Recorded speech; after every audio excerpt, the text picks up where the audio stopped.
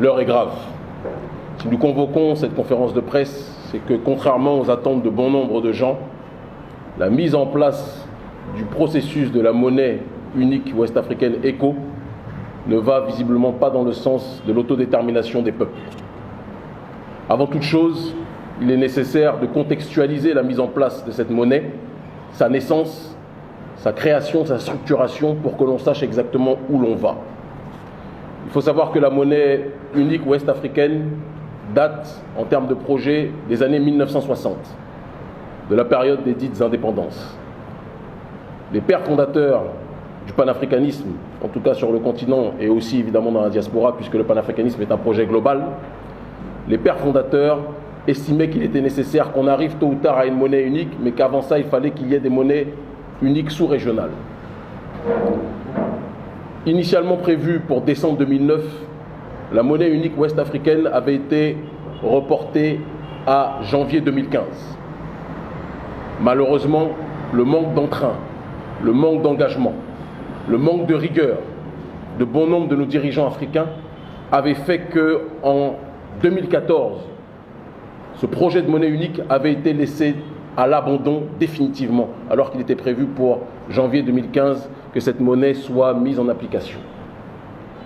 Il a fallu attendre que la jeunesse africaine, sous notre impulsion, l'ONG Urgence panafricaniste, en grande partie aujourd'hui, tout le monde le sait, qui a initié et structuré le front anti-CFA, front anti-colonialisme français en Afrique.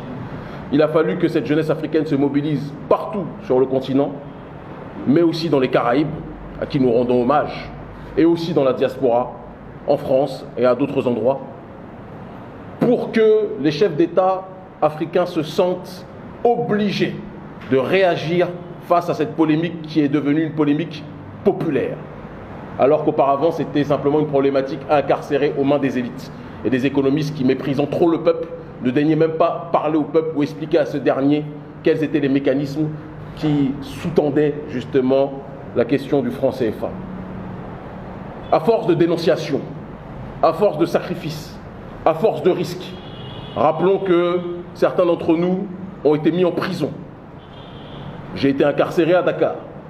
Certains d'entre nous ont été expulsés de plusieurs pays. Certains d'entre nous ont été arrêtés systématiquement par la DST pour que cette problématique du franc CFA fasse partie du passé de nos populations qui sont plus que jamais paupérisées par ce néocolonialisme monétaire. Entendant la pression populaire, les chefs d'État ont ressorti ce projet de la monnaie unique qui datait des années 1960, d'accord, en partant du principe qu'il était temps de mettre en application ce projet des pères fondateurs. Mais il y avait deux tendances dans cette Afrique de l'Ouest, dans cette CEDEAO. Les pays qui ont déjà leur devise nationale et les pays qui font partie de l'UEMOA, autrement dit les pays de la zone franc, qui sont dirigés par le président de la Côte d'Ivoire, Alassane Dramane Ouattara, et soutenus par l'un de ses plus fidèles amis idéologiques, co-employé de la France-Afrique, Macky Sall. Il a été convenu lors d'un sommet de la CEDEAO des présidents africains que la nouvelle monnaie unique, l'ECO, s'appuierait sur un taux de change flexible. D'accord ? Serait dans une démarche en tout cas de taux de change flexible et serait lié à un panier à devises. Mais il y avait aussi comme conditionnalité à la mise en place de l'ECO qu'il fallait être dans une démarche de pouvoir respecter les critères de convergence. Et ces critères de convergence étant un déficit à 3% du PIB. Et c'est là où la France-Afrique a été extrêmement stratège. Parce qu'elle savait que les pays de l'UEMOA étaient ceux qui se rapprochaient le plus de ces critères de taux de convergence. 3% il doit y avoir, et la plupart des pays de l'UEMOA sont à 4 ou 5%, mais sont beaucoup plus proches de ce taux de convergence qui a été fixé que la plupart des pays en Afrique de l'Ouest ayant leur devise nationale. Et la France-Afrique a donc parié sur le fait que, étant donné que les pays de la zone franc étaient les plus proches de ce taux de convergence, ce seraient les premiers qui rentreraient dans la mise en application de l'ECO. Et en agissant de la sorte, il se disait que les premiers qui utiliseront l'ECO seront les premiers qui auront la responsabilité de pouvoir orienter la politique monétaire de l'éco en tant que tel. Et la stratégie des pays de l'UEMOA, ce n'est pas que l'on fasse disparaître l'éco. Certains disaient pourquoi vous vous mobilisez contre le franc CFA puisqu'il est prévu que les États africains changent de monnaie et qu'on arrive enfin à l'éco. Non. Si nous étions persécutés encore cette année par cette question du franc CFA, par les dictateurs africains, c'est parce que ces dictateurs n'ont jamais eu pour objectif d'abandonner le franc CFA. La stratégie de l'UEMOA, ce n'est pas que l'on abandonne le franc CFA pour une nouvelle monnaie éco. Quand Alassane Ouattara va rencontrer son responsable politique et son responsable d'entreprise, nommé France-Afrique, qu'est le président Emmanuel Macron, il leur assure que le franc CFA est en bonne santé et que nous aurons un taux de parité fixe encore à l'euro. Chose que les militants anti-franc CFA dénonçaient par rapport à la question du franc CFA, en précisant qu'en étant fixé à l'euro, ça serait une monnaie beaucoup trop forte pour nos économies locales. Et cela anéantirait tout processus de compétitivité. Mais le problème est que l'argument que les chefs de cette France-Afrique scandent systématiquement, c'est de dire que le fait d'être dans le franc CFA ou d'avoir un taux de parité fixe par rapport à l'euro nous éloigne de la problématique de l'inflation. Mais c'est ça le problème principal de ces représentants du néocolonialisme français, c'est qu'ils ne parlent jamais de croissance économique ou ils ne se préoccupent jamais de croissance économique. La seule chose qui les intéresse, c'est d'agiter la menace de l'inflation. Leur objectif est d'élargir la zone UEMOA à tous les autres pays d'Afrique de l'Ouest ayant leur propre devise nationale. Et donc ils veulent une zone franc élargie, là où la population africaine veut la disparition du franc CFA. Si malgré tous nos sacrifices, Macky Sall, Alassane Dramane Ouattara et les autres dirigeants de l'UEMOA continuent de cracher sur le peuple, nous allons être obligés de repartir dans la rue comme nous l'avons fait partout en Afrique ces dernières années, plus fort que jamais. Et c'est en ce sens que l'ONG Urgence panafricaniste lance un appel à la mobilisation internationale contre l'élargissement de la zone franc aux autres pays d'Afrique de l'Ouest, d'accord, pour le 14 septembre, mobilisation transnationale partout en Afrique francophone, mais aussi dans la diaspora, dans les Caraïbes, là où nous avons nos antennes, en France, en Belgique et ailleurs, pour toutes les personnes qui se sentent liées par cette volonté de résister au néocolonialisme français. Macron nous a fait croire qu'il était disposé à ce que les populations africaines traitent leurs problèmes, mais ce n'est pas vrai. La France fait de la sous-traitance avec la Côte d'Ivoire, qui est son cheval de Troie. Et quand je dis la Côte d'Ivoire, je ne parle pas de la population ivoirienne que j'aime intensément, qui est une population fière et digne, qu'il soit Djoula, qu'il soit Bété, qu'il soit Mossi ou Bété. Le problème n'est pas l'ethnie ou la nationalité. Le problème de la Côte d'Ivoire, c'est son président de la République. Le problème du Sénégal, ce n'est pas ce brave et extraordinaire peuple sénégalais, c'est son président de la République. Tant que certains chefs d'État décideront de servir les intérêts de la France avant de servir les intérêts de l'Afrique, il faut qu'ils sachent qu'ils trouveront la jeunesse africaine sur leur chemin. Nous n'avons pas peur des coups. On nous a mis en prison. Certains ministres m'ont menacé. Certaines autorités m'ont expulsé. Mais nous sommes toujours debout. Et nous prenons à témoin la population africaine. Si nous ne prenons pas nos responsabilités nous-mêmes sur le terrain, sur ce continent, personne ne le fera à notre place. Ce que les élites africaines ne font pas pour le peuple doit le faire lui-même, quel qu'en soit le prix à payer. Ceux qui connaissent notre combat savent, avec toutes les épreuves que nous avons connues, que si nous sommes debout, c'est que nous n'avons peur de rien. Nous ne sommes pas de ceux qui disent qu'il faut jeter le projet ECO à la poubelle. Non. Le simple changement de nom, même si le nom en question n'est pas un nom que les populations ont choisi globalement, il n'y a pas eu de référendum, mais on va dire qu'on va passer cette étape. Le simple changement de nom témoigne que les présidents nigérians, les présidents ghanéens notamment, sont très sensibles aux cris et à la douleur du prolétariat de l'UEMOA et de l'Afrique de l'Ouest de manière générale. Et donc, nous prenons en considération leur compréhension. Mais nous allons faire ce travail de mobilisation et de lobbying.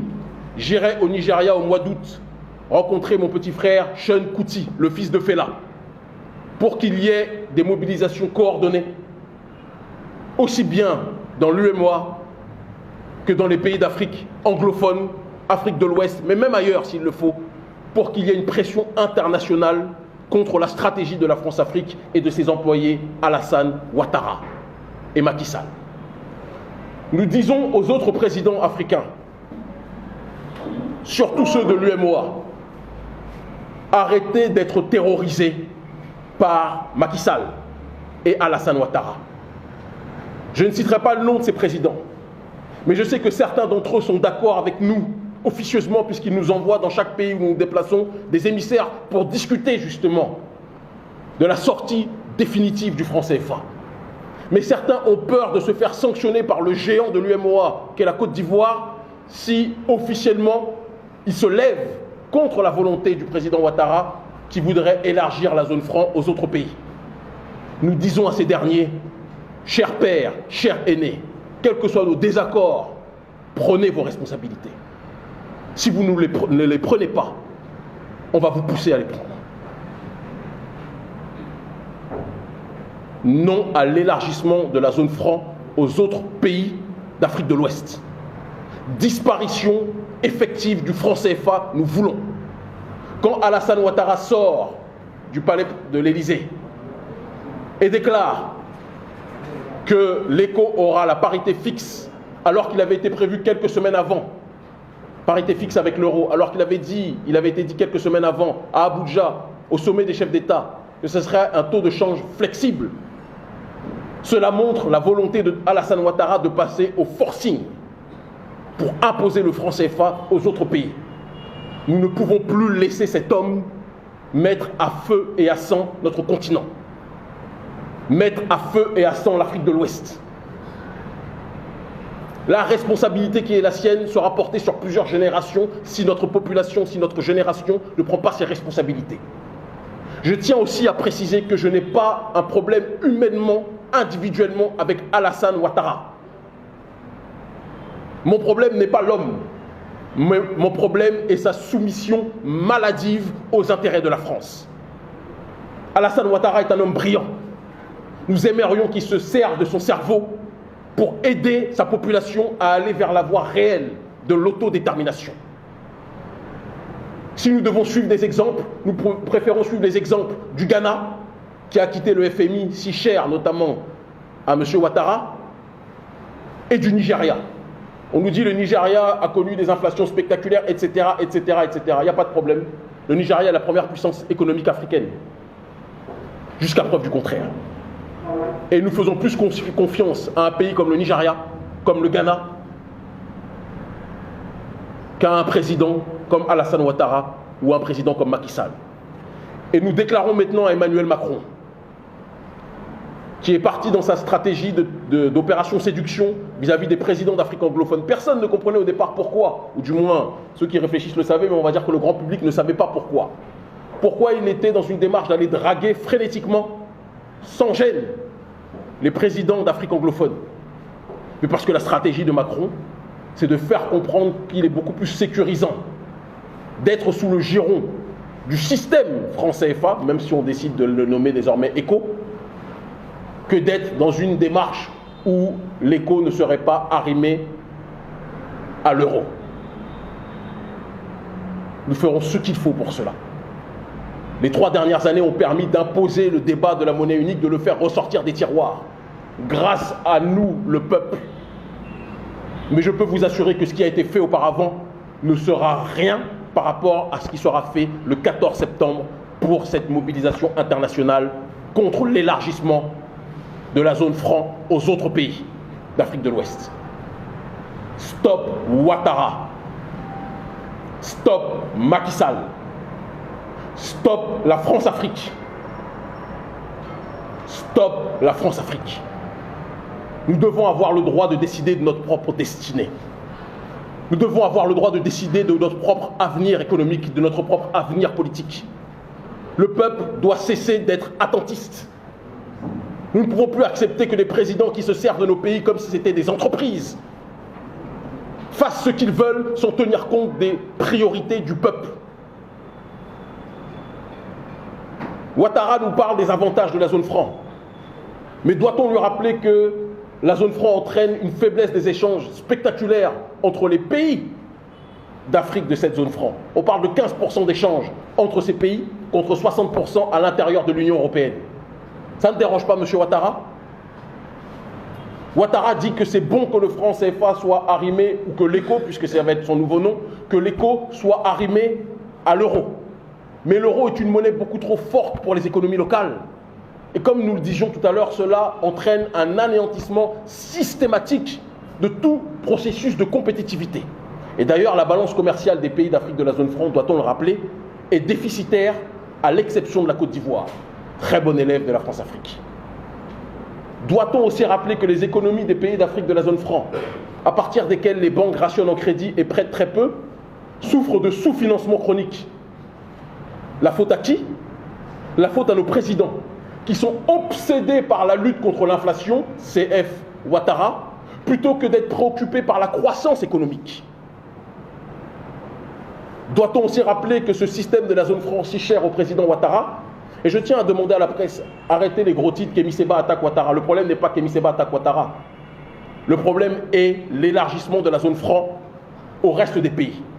Cessons les titres sensationnels et combattons cet élargissement-là. Le franc CFA autorise la libre circulation des capitaux. Et cela facilite le rapatriement des capitaux de certains dictateurs africains en Suisse et le rapatriement des capitaux des entreprises françaises en France, sans aucun contrôle. Doit-on aussi parler de l'impossibilité de placer ne serait-ce qu'une partie de ressources africaines dans le circuit bancaire pour que ces dernières puissent générer des intérêts? Ça, ce sont des éléments que l'on doit dire. Donc, quand on nous dit que l'éco est une nouvelle monnaie, mais que le trésor français est toujours là, que l'arrimage à l'euro est toujours là, je tiens à dire que c'est une déclaration de guerre pour la jeunesse africaine et nous allons prendre, et quand je dis jeunesse, jeune ou moins jeune, homme ou femme, et je le dis avec froideur, nous allons prendre nos responsabilités. Et les chefs d'État qui seraient tentés de nous faire des menaces comme ça a été fait récemment, nous vous adjoignons, si vous n'avez pas le courage de faire ce qu'on fait, à nous laisser nous mobiliser contre l'impérialisme français. Et si vous choisissez l'impérialisme français plutôt que la jeunesse africaine saura s'en souvenir. Les présidents en Afrique ne sont pas éternels, même si certains records nous font croire que c'est le cas. CF Paul Biya, qui a duré au pouvoir 37 ans, c'est mon âge aujourd'hui. Donc quand je prenais le biberon, il était au pouvoir, et quand je donne le biberon à mes enfants, il est encore au pouvoir. Mais chaque plaisanterie a un début et une fin. Et le moment venu, nous nous préoccuperons aussi de cette problématique en Afrique centrale. Pour l'instant, l'urgence est que l'éco soit une monnaie au taux de change flexible, non arrimé à l'euro, et dont la direction soit laissée majoritairement au Nigeria et au Ghana. L'Afrique libre ou la mort, nous vaincrons. Ce que les élites ne font pas pour le peuple le fera lui-même. Donc mobilisation le 14 septembre, journée internationale dans tous les pays d'Afrique de l'Ouest, dans la diaspora, ceux qui le souhaiteront, et dans les pays anglophones, en dehors même de l'Afrique de l'Ouest, pour ceux qui le souhaiteront aussi. Merci infiniment.